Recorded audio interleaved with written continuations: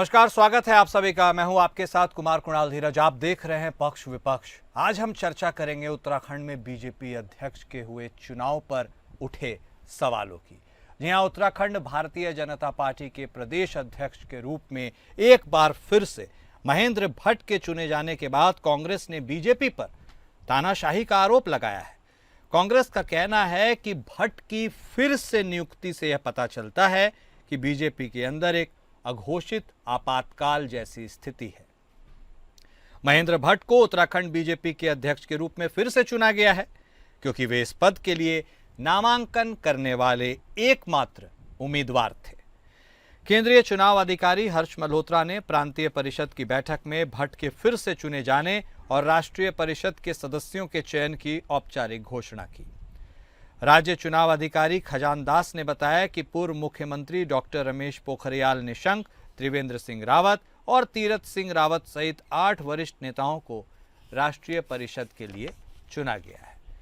कांग्रेस ने बीजेपी पर तानाशाही का आरोप लगाया है और कहा है कि भट्ट की फिर से नियुक्ति से पता चलता है कि बीजेपी के अंदर एक अघोषित आपातकाल जैसी स्थिति है।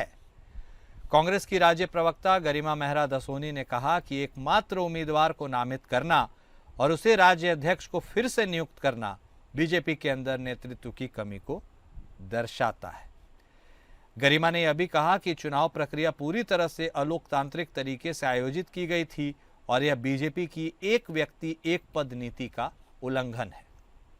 कांग्रेस का यह भी कहना है कि भट्ट की फिर से नियुक्ति और इससे साफ तौर पर यह पता चलता है कि आपातकाल जैसी स्थिति है, भले ही यह घोषित हो। आज हम इन्हीं आरोपों को समझेंगे, दोनों पक्षों से जवाब लेने की भी कोशिश करेंगे और यह जानने की भी कोशिश करेंगे कि आखिर क्या बीजेपी में भी हाईकमान संस्कृति चल पड़ी है।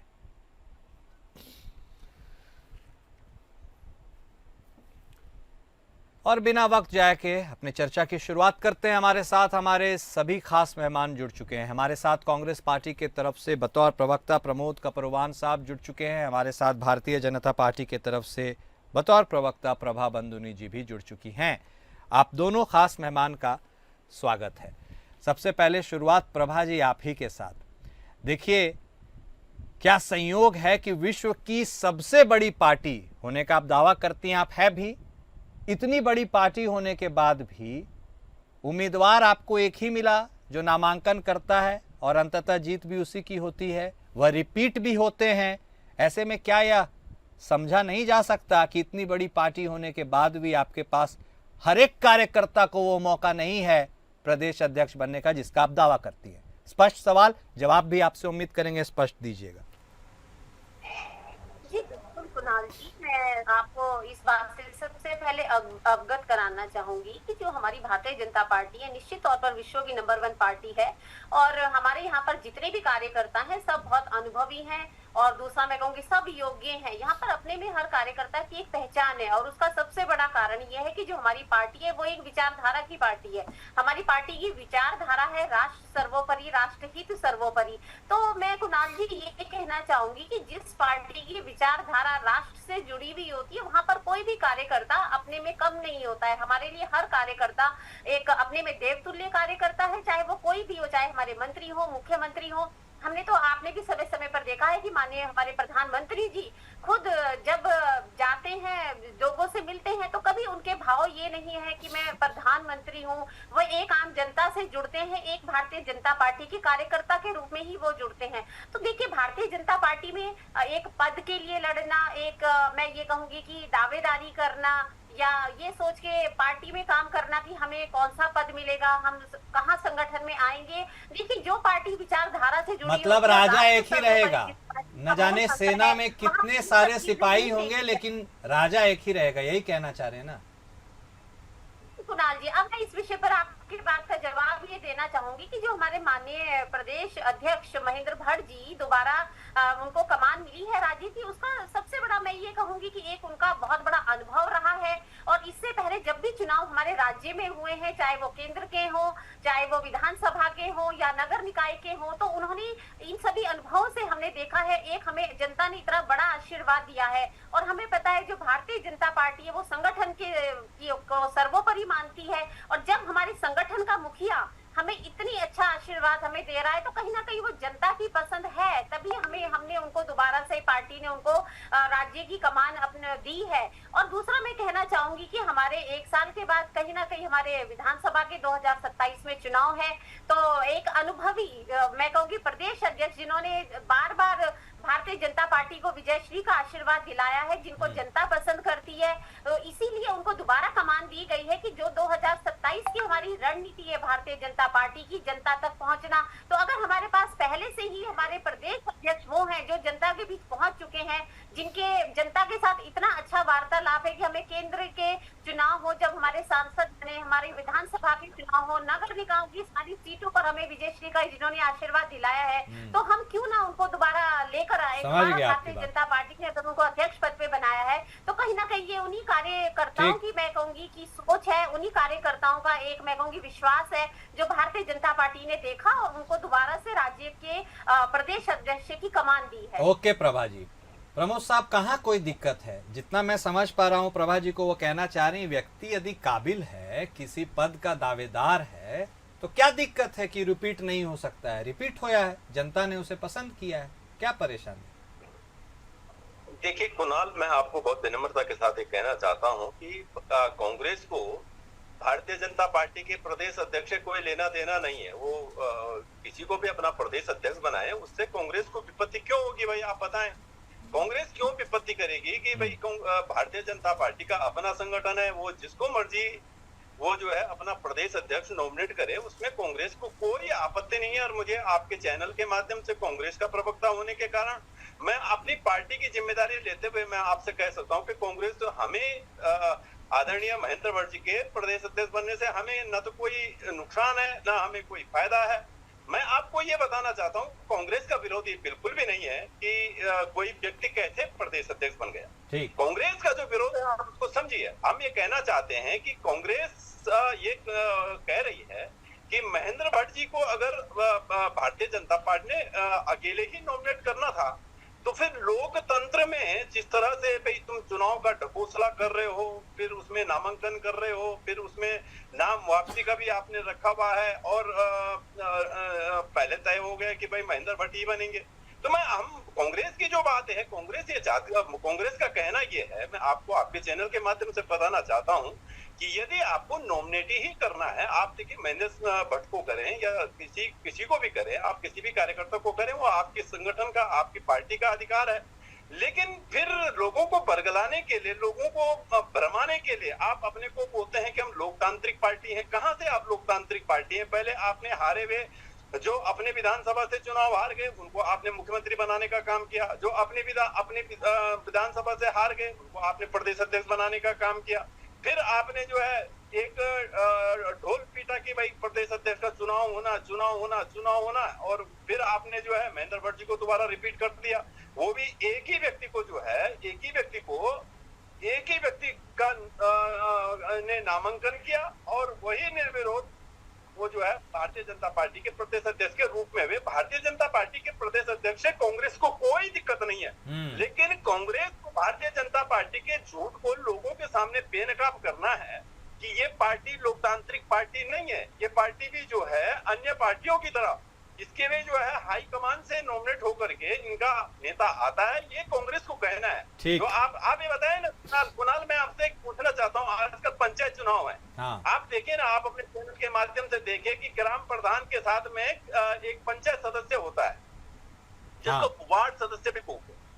अच्छा, ये एक वार्ड सदस्य के लिए उत्तराखंड में इतना कंपटीशन है कि अगर किसी गांव का कोई वार्ड सदस्य निर्विरोध हो नहीं पा रहा है, उसके लिए भी जो है कंपटीशन है। तो आप बताएं, सत्ताधारी पार्टी की का प्रदेश अध्यक्ष और क्या नाम, वो भी तब जब जो है वो लगातार उत्तराखंड की सत्ता पे आसीन हो, और जो अपने को तथाकथित विश्व की बड़ी पार्टी का नाम का दावा भरते हो, ऐसी पार्टी के प्रदेश अध्यक्ष के लिए आपको लगता है कि एक ही व्यक्ति सिर्फ जो है उसमें नॉमिनेशन करेगा और बाकी जो है वो सब ताली बजाने का काम करेंगे। तो इसलिए हम आपसे कहना चाहते हैं कि भारतीय जनता पार्टी भी नॉमिनेट की दिशा में काम करती है, वो भी लोकतंत्र में जिस तरह से उन्होंने चुनाव का जो ढोल पीटा, लोगों को बरगलाने का काम किया, वो सरासर झूठ है।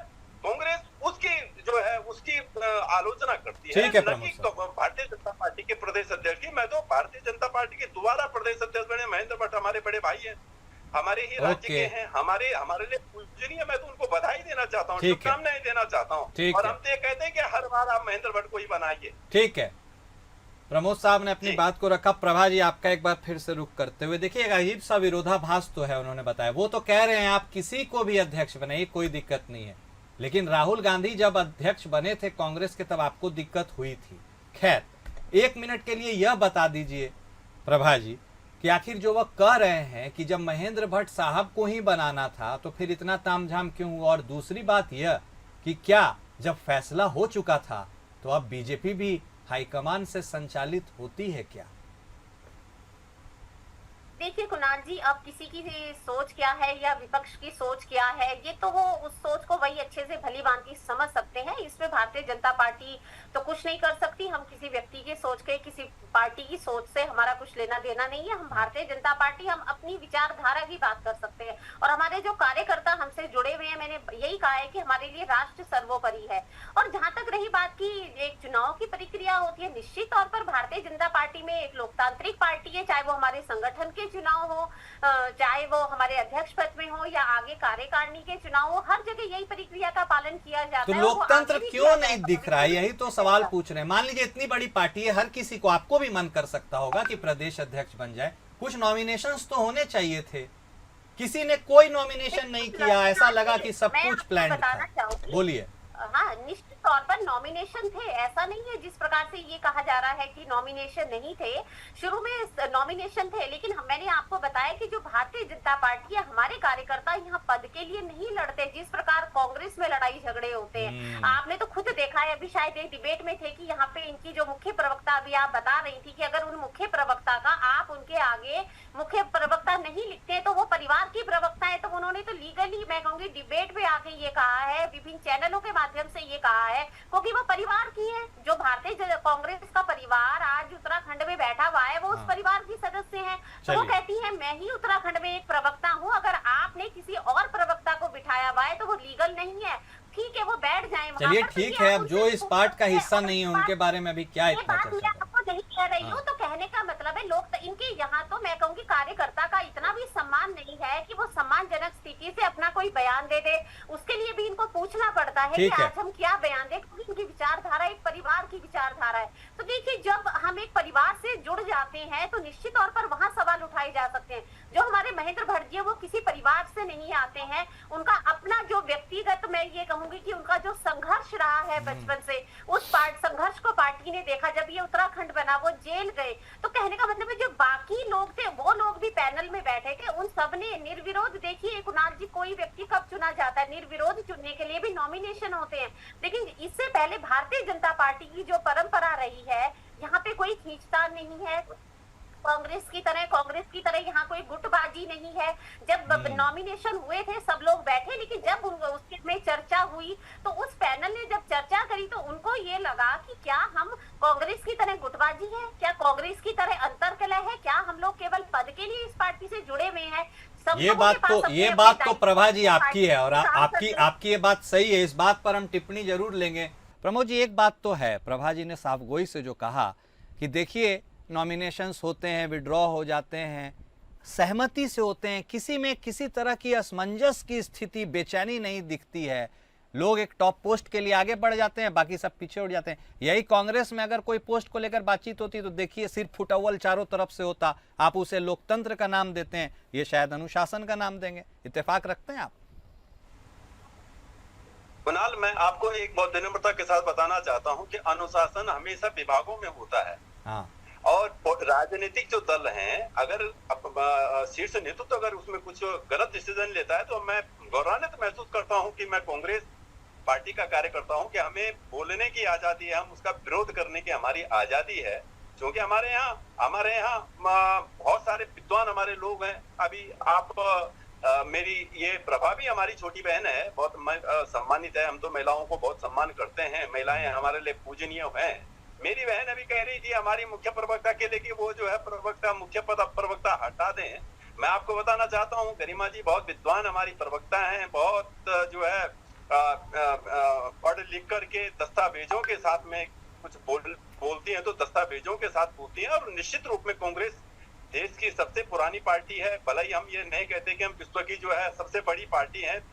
बड़बोल कांग्रेस के लोग भले ही ना बोलते हों, लेकिन दुनिया जानती है कि इतना बड़ा आडंबर, झूठ का आडंबर देश में जिस तरह से एक बड़ा झूठ का आडंबर कांग्रेस के खिलाफ किया गया, और उसके बावजूद कांग्रेस के अंदर 100 सांसदों की पार्टियां हैं, कई राज्यों में हमारी सरकार है। तो मैं आपसे ये कहना चाहता हूँ कि हमारे यहाँ निश्चित रूप में अगर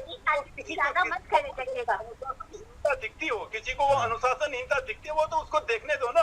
वो किसी के चश्मे से कांग्रेस को क्या लेना देना। लेकिन कांग्रेस का अपना जो है, कांग्रेस में बोलने की आजादी है, कांग्रेस में काम करने की आजादी है, कांग्रेस में अंतिम पायदान पर जो व्यक्ति खड़ा है उसको नेतृत्व करने का कांग्रेस अवसर देती है। हम ऐसी पार्टी के लोग हैं जहाँ शीर्ष नेतृत्व जो है अपने से छोटे, जो बहुत अंतिम पायदान पे हमारा छोटा कार्यकर्ता है, उसको भी नेतृत्व करने की क्षमता प्रदान करते हैं, बोलने की प्रदान करते हैं। और मैं आपको बताना चाहता हूँ कि कोई सा भी राजनीतिक दल में आपको बताना चाहता हूँ कि वो वेतन भोगी नहीं है जो उसको गलत बात पे यस मैन कहना है। यदि उसको यस नो में ही जवाब देना है तो उसको फिर जो है किसी विभाग में नौकरी करनी चाहिए।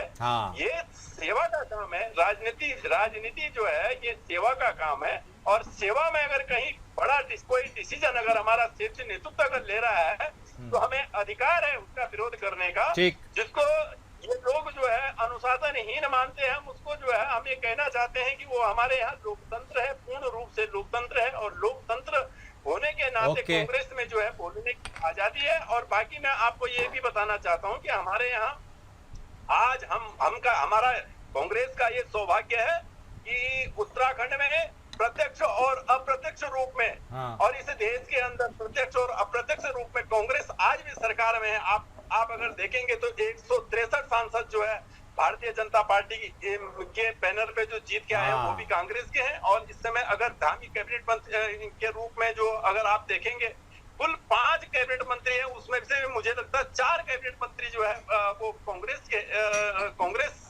से आए हुए हैं। तो मैं आपको बताना चाहता हूं कि कांग्रेस के लोग नेतृत्व करना जानते हैं, कांग्रेस में नेतृत्व करने की क्षमता कांग्रेस के लोगों पर है। बस आप अतीत के पन्नों को यूं पलट कर खुश होते रहिए, कभी वो आपके पाले में थे अब किसी और के पाले में है, इस बात को स्वीकार कीजिए। प्रभा जी एक स्पष्ट सवाल आपसे है। मैं आपका भी वर्जन आ रहे हैं प्रमोद साहब आ रहे हैं। मैं आपका एक बार वर्जन लेना जरूर चाहूंगा भारतीय जनता पार्टी का। प्रभा जी मैंने तो कह दिया कि भाई क्या ये अनुशासन है जो लोग आगे नहीं बढ़कर आ रहे हैं टॉप पोस्ट के लिए। आप मुझे बता दीजिए, मैंने अपने हिसाब से यह आकलन किया कि आखिर क्या है, क्योंकि अनुशासन और डर में एक बहुत बारीक सा अंतर है। यह अनुशासन है या डर है? देखिए कुणाल जी, मैं इसको अनुशासन का ही नाम दूंगी। और देखिए, एक होती है आजादी, लेकिन आजादी के साथ अराजकता अगर हो गई किस पार्टी में, क्या वो पार्टी देश का नेतृत्व कर पाएगी? आप मुझे बताइए। हमारे स्कूल भी एक अनुशासन से ही चलता है, वहाँ बच्चों को डिसिप्लिन सिखाया जाता है। अगर बच्चों को ये आजादी दे दी जाए, अगर आप उस डिसिप्लिन को क्या कहेंगे जब बच्चे क्लास में बैठते हैं? अगर वो उनको, क्या हमने उनकी आजादी भंग कर दी है? क्या हमने उनको आजादी नहीं दी है? तो देखिए, आजादी, अनुशासन और अराजकता ये तीनों अलग अलग परिभाषाएं हैं, और इनको समझना बहुत, मैं कहूँगी, बारीक चीज है।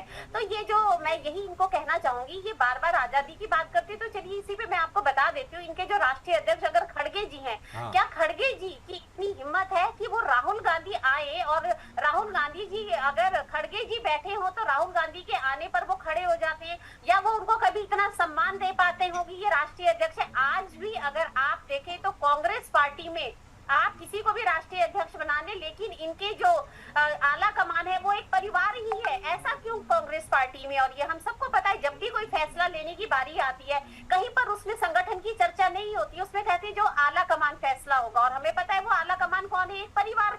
वही वर्षों से गांधी परिवार, क्या 60 साल में गांधी परिवार के अलावा क्या कांग्रेस में अच्छे नेता नहीं थे। अभी हमने देखा जब हमारे माननीय प्रधानमंत्री मोदी जी ने एक सर्वदलीय दल भेजा था यहाँ से सिंदूर ऑपरेशन के लिए विदेशों में, तो जो इनके शशि थरूर जी थे उन्होंने कितना अच्छा देश का पक्ष रखा, लेकिन उसमें भी कांग्रेस को आपत्ति है। और मुझे तो लगता है कि ये बहुत जल्दी उनको पार्टी से ही निष्कासित ना कर दें कि इन्होंने भाजपा के पक्ष में क्यों बोला। कहने का मतलब है इनके लिए देश से राष्ट्र से कोई मतलब नहीं है, इनको चमचे चाहिए, वो भी वो चमचे जो उस परिवार और वो जो इनका आला कमान है उसकी चमचागिरी जो जितने बढ़िया से कर सकेगा उसको पद भी दिया जाएगा, उसको अच्छे विभाग भी दिए जाएंगे। तो इनको ये समझना पड़ेगा अनुशासन हर जगह जरूरी है, चाहे वो मैं कहूँगी स्कूल हो, चाहे वो पार्टी हो, चाहे घर हो, परिवार हो, लेकिन उस अनुशासन को आप ये नहीं कह सकते कि वो डर है। वो अराजकता अलग चीज है, डर होना अलग चीज है। प्रमोद जी अब कंक्लूडिंग कमेंट आपके साथ ही करेंगे। आप जरूर बताइएगा इस बात को कि जो बात कही जा रही है, आपके साथ एक टैगलाइन अटैच कर दिया गया है, आला कमान, परिवारवाद, सब लगता है आप ही के लिए बना हुआ है। भारतीय जनता पार्टी तो आपको आड़े हाथों लेती है। आपको लग रहा है क्या खेल उधर भी हो रहा है, नाम केवल आपका उछाला जा रहा है? अब ये कुणाल, ये तो मैं समझता हूँ कि जो कक्षा 1 का विद्यार्थी है वो भी जानता है कि आला कमान भाजपा का कहाँ है, भारतीय जनता पार्टी का आला कमान कहाँ है। वो तो देखो, वो बोलने की आवश्यकता नहीं है।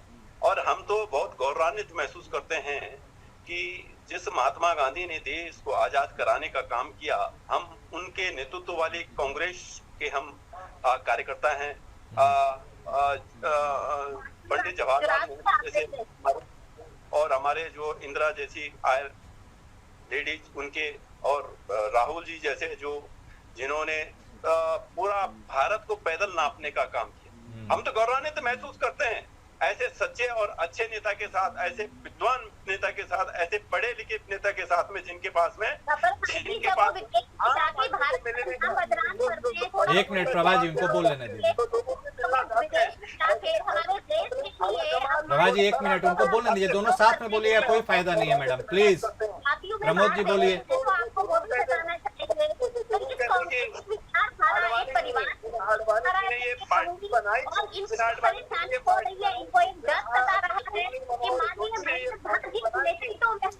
प्रभा जी सुन लीजिए ना, आप तो सरकार में है, सत्ता में है, ताकत में है, सुनिए, क्या ही बिगाड़ लेंगे वो आपका, सुन तो लीजिए कम से कम। 1 मिनट प्रभा जी प्लीज। आपको जो कहना था आपने कह लिया ना मैडम, उनको भी कहने दीजिए। बोलिए, आप बोलिए प्रमोद साहब। अमित शाह जी जो है देश को चला, पूरी देश में जो है भारतीय जनता पार्टी को चलाने का काम कर रहे हैं। ये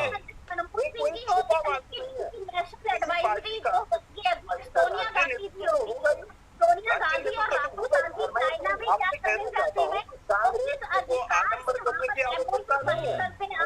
बता दीजिए कौन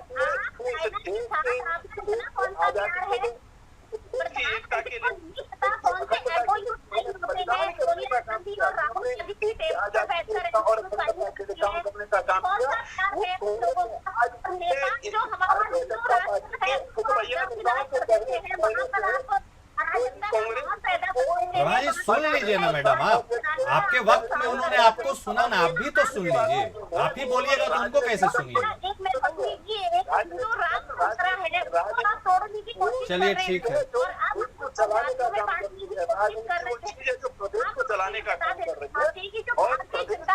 ठीक है। आप लोग दोनों अपनी बातों के तकरार में ही उलझे रहना चाहते हैं तो हम क्या ही कर सकते हैं। बहुत शुक्रिया आप दोनों खास मेहमान का अपना वक्त निकालने के लिए, इस चर्चा में शामिल होने के लिए। हमें इजाजत दीजिए, नमस्कार।